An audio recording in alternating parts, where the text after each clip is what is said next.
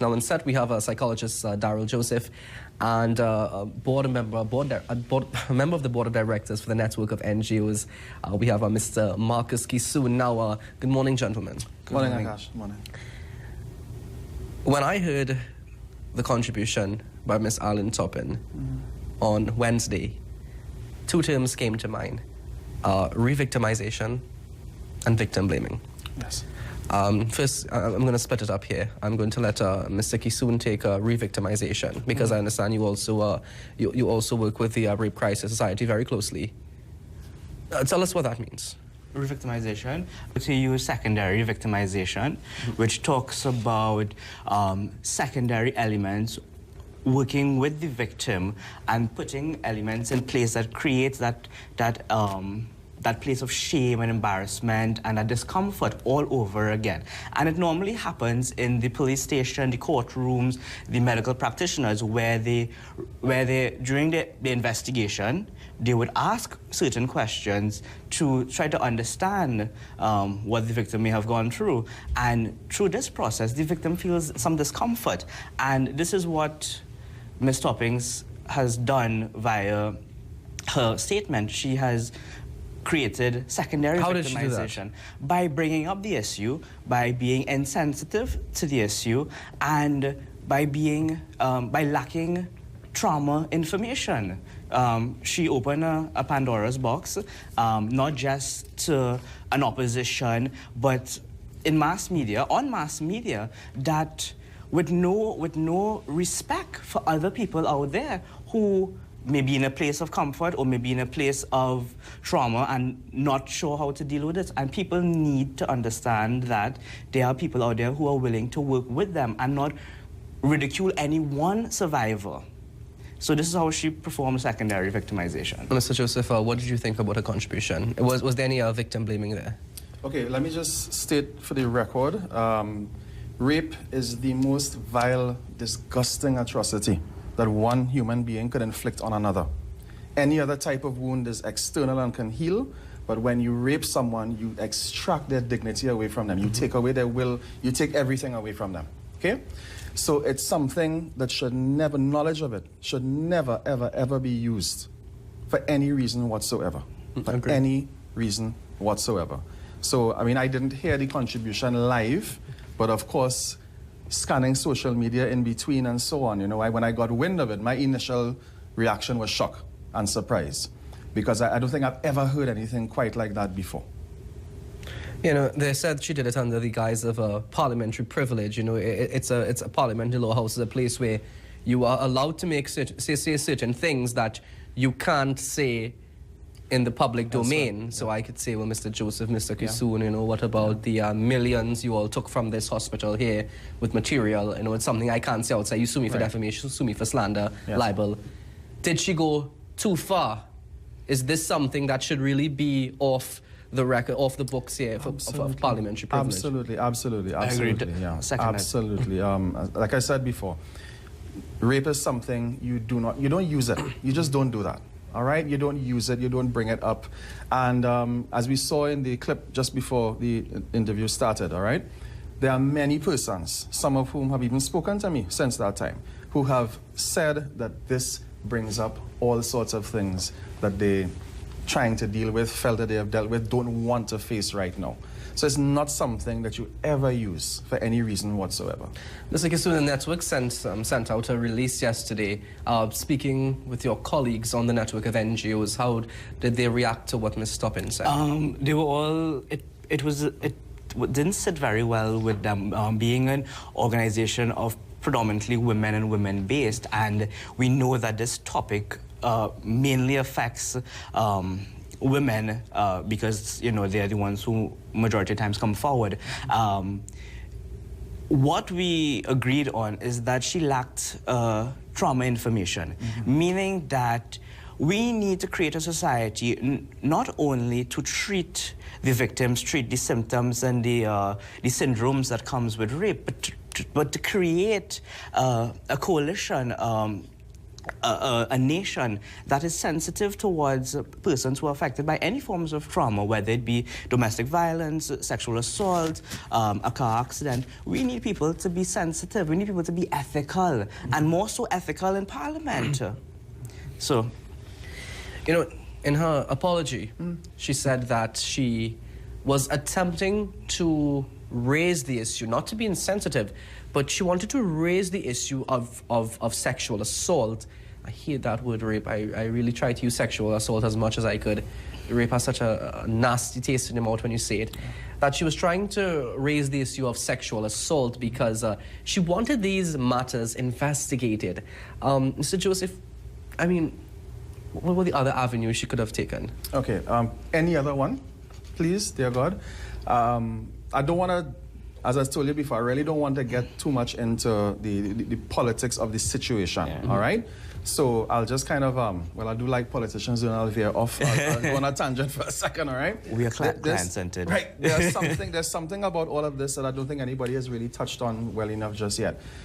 The inference that a person born out of a rape necessarily has to become a particular way later on in life. There is no scientific evidence to say that that experience of rape, conception, and even the experiences you go through, that it will dictate the person that you become. It can influence the outcome, but there's nothing that says it dictates. So to make a connection and say the reason the man is angry or the reason the man is because he was raped, that is nonsense, okay? There's no scientific evidence behind that. There's nothing scientific to validate that claim. Understand me clearly. I'm not saying it can't influence, but to say that there's a direct relationship between one and the other is scientifically flawed. Would psychology tell you that, if you study psychology? Yes, because absolutely. she said she taught psychology. She should have known something then if she taught psychology. I don't want to go there. All right? But there's no... Psychologists study, yeah? People think that psychologists is just about therapy and giving people advice, which is not what it's about. But any psychological theory is based on testing, the whole process of theory, testing, empirical evidence, outcomes, and so on. So when we say something, and when we say something based on studies, it has been tested rigorously, and it has been validated. Okay? So just to go back to my question, if she was really serious about raising this for an investigation, yes, obviously conducted by the police, you know, they're calling on the media, I don't know, since when have investigative powers for something, for a crime here, but how could she have done that much better than that? Well, I don't think using the particular forum was the place to do it, all right? Obviously, this is, I mean, there's so many different angles to look at it. It could possibly be a criminal matter. It could possibly be, you know, a private matter between individuals, you know. I don't know. I really haven't given that particular thing much consideration, but I can't see how it could be relevant to a discussion about a motion of no confidence against an opposition leader in the midst of an election season. That I have a vivid imagination, and that stretches it beyond anywhere I can go. Mr. Gasoon, I'm sure if you didn't see it on the Parliament channel, if you didn't see it in the news, you'd have seen it in our social media. One of the United National Congress's paid bloggers said the condemnation of her statement, people up in arms about what she said, is one of the reasons why rape survivors of sexual assault do not come forward. The manner in which it was dealt with is what would prevent a person from coming forward. As simple as a person not being confident enough in the police service, the doctors, even their friends. A lot of survivors don't even tell their husbands, their boyfriends, their loved ones about their trauma because it's just something that society hasn't prepared them to deal with. And she has just created all the work that the Rape Crisis has done, the network has done, the youths in universities, Break the Silence campaign has done. She has set us back hundreds of steps backwards. By doing this, people are messaging me on Facebook, messaging me and telling me, you see, this is why I didn't want to tell anybody my business. Right? And when you get someone in that space to tell you how they are feeling, you are making progress. They are actually trying to make their lives better. Not so, Mr. Joseph? I'm agreeing with you. Right, and when you do something like this, and I'm not saying because we need a survivor story, we need to hear rape cases because this is how other people are going to feel comfortable to come forward. And I saw nothing moving forward with her comment. And that is what upset me because I talk about cases, I mentioned how people come out of incest from childhood from their stepfathers and they're now in a place of professionalism and a place of serenity. But what she did is take all my clients' fears and bring it right back to them, because a person of this figure, this character, who is supposed to be the face of development and people and social welfare. She's the minister of the people. She has opened this Pandora box with no means of comfort, with no means of moving forward. This has happened, but we are here for you. Yeah. There was no follow through. It was all, to me, it was all about just degrading a particular issue. Forget the man that she was talking about. The issue, the manner in which she dealt with the issue is what was distasteful to me. All right, I want to talk a bit more about this on the other side of the news, but we're going to break for our news at 7 o'clock. And when we come back, we're going to talk about, she made a statement where she told him to man up.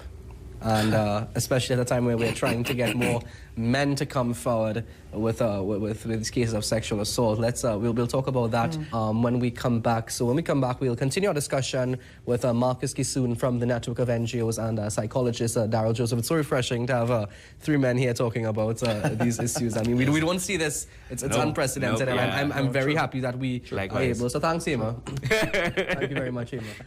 So we're talking with Mr. Daryl Joseph and Mr. Marcus Kisoon from the network of NGOs, and of course, Daryl Joseph is no stranger to our set here as a probably resident male psychologist. Yeah, where's my name? Yeah, exactly. He wrote his name on the couch. How nice. You want to switch? Coming what she said in the parliament, you also spoke about a reference she made to Dr. Rowley to man up. And I know speaking with you, you had a particular issue with that. You also, people when they hear sexual assault, so they think women. But what does the statistic tell us about men and sexual assault? Well, again, I like to quote the UN statistics because it's the only concrete evidence that, as an activist, I have, and that's 1 in every 5 males would be sexually abused before his 18th birthday. That's staggering. Yeah, 1 in 5. Yeah, the US has supported it, Latin America has supported it, and just being on the field, just being a young man in this field, you see it all the time. The comment of man up, I know the Institute of Gender would be very disappointed because it denotes that one gender is maybe superior, inferior to the other. One gender is allowed to have emotions and the other isn't. I'm not sure where she's getting at with that comment. Quite frankly, again, when it comes to male rape, men don't come forward with any sort of emotional issues, from the courtrooms, to getting divorced, family issues, even their own childhood traumas. They refuse to come forward with it because, again, society hasn't created that forum for men to speak about it. And by she saying man up, what does that mean? Does it mean that men are not supposed to talk about these things? Is it that men are not supposed to have these things done to them, and even if it's happening to them, they're not supposed to speak up? I am not sure what it means, and it segregates the genders, male, female, masculinity, femininity. She's starting to put definitions towards masculinity and femininity when we want to have a place of equality and safe spaces and freedom of expression. And that is what that statement does to a person. Do you agree with that, Mr. Joseph? Well, I want to be very clear again. That discussion does not belong in the context within which it was made. All right? So we're just discussing something that happened, but I want to be very clear. This is not something that should ever reoccur in that context, in that setting, okay? Just to sort of build on what Marcus was saying, the majority of clients, me personally, my company, are female. Okay, I don't think I'm breaking any confidentiality by saying that, okay? But the majority are female. There are some men who do come forward, but more often than not, you have to get men to come, all right? So somebody has to tell them, I don't know, something like, if it's a couple, for example, you might tell the man, come in to discuss your wife, okay? And they would come in because they don't feel as though they are going to be the subject of the discussion. And of course, in the course of things, you do get around to it, all right? But, I agree with what you're saying, that trying to, put a male disclosure in that context, it's not the signal and not the direction that we really want to be going in at this point in time. And there are NGOs, there's many organizations, individuals trying to get us towards this progressive state where we really become a developed nation. And things like this, they just throw us back. Mr. Kisoon, I really hate to put you in this situation, but as you're here to speak on behalf of the network of NGOs, will there be a call for her to step down from the network. I mean, you all came out in the public yesterday, and you said we do not agree with this. You explained why. You explained what she did in the lower house. Would you all feel comfortable with her remaining in office? Oh, quite frankly, in the ministry of the people. Well, the press release was designed mainly to be client-centered. It was all about the emotions of other people who will be affected and the issue and how it needs to be sensitized. I think I don't want to answer about the stepping down. I think that's a board decision, and I'd leave that to Hazel, who probably would be here shortly to discuss other things. So, I mean, maybe you could throw it at her, but stepping down, I mean, I don't want to use aggression against aggression. Maybe I would say come to a training, come to some sensitization training, make it up, you know what I mean? Because you are the figure now. You are the figure of this issue, and you have the willpower to make it up. Right. So because these parliamentarians, I know they're coached on speech, even though you wouldn't think so if you listen to them talk. You wouldn't know that they actually go through this speech coaching and whatnot, where you learn how to pronounce certain words. A lot of times I kind of hang my head in shame when I hear the way they pronounce certain things. And they also have image consultants. Yes. What you wear or whatnot. I see Mr. Kisoon may have his own version of an image consultant there. Should this also be something that they should really be schooled on? Yes. Okay, Akash, I have 1,000 things to say about all of this, but a lot of it is personal, and I would really prefer to keep that, keep that personal. What really scares me is whether or not other persons knew that this information was going to be disclosed on Wednesday, or whether it was just kept to one individual and everybody kind of was surprised at the same time. If other persons knew about it and felt that it was okay and it was a good thing to do and that there wouldn't be any repercussions, that's very scary. All right, closing comments, gentlemen. Mr. Kisoon, you want to go first? Closing comments is that I just want to let people out, because I mean, I've been doing this for like 8 years and I've been seeing these things, and it's scary. You have no idea how scary rape and sexual assault is, Mr. Joseph described the traumas and the side effects that comes with it. And I just want people to know that there are people out there who care, and there are people out there who are willing to assist. Yes. And anybody who is just shaken by this whole issue, just feel free to call the rape crisis 627-7273. It's a 24-hour hotline. Utilize it. I mean, letting TTAP and all the psychologists know, please be on board. All the social workers, medical social workers, all the NGOs, please get on board. Family planning, find a family planning, find a families in action, find a witness and victim support officer. If you need to talk about this, maybe this is the shake-up that we need, right? But I want to see something forward. I am not going to sit down here and not see any follow-through, right? We say we are a people-driven nation, we are a children-driven nation. Let us think like that. Closing comment. Mr. Chua? Closing comments. One, I want to reiterate again, the commentary, the discussion was totally inappropriate given under the circumstances. Rape is the most vile thing a person can do to one another. It should never, ever, ever be used for any reason whatsoever. To make a point or to get things over. No, absolutely not, never, all right? And as said a little while ago there, anyone who is re-experiencing the horror and nightmare, please don't sit down in silence and just take it, all right? There are many different avenues that one can go to. Please take the opportunity to get out there and deal with, deal with this, because people can't get over it. You'll never forget, but you can get to an emotional point where you can deal with them. You've seen many persons who can talk about it and, help other people. Well, I guess that's what we call them, survivors. Right, exactly. All right, so, don't sit and suffer in silence, please. But I really hope and pray, Trinidad and Tobago, please don't ever let this kind of thing ever happen again. All right, thank you very much, gentlemen. Thank you. And just please know that when you do call, you will be handled by professionals, and it wouldn't be anything haphazard, and of course, strict confidentiality. Absolutely. Definitely. Right, thank you very much, gentlemen. Let's take a quick commercial break.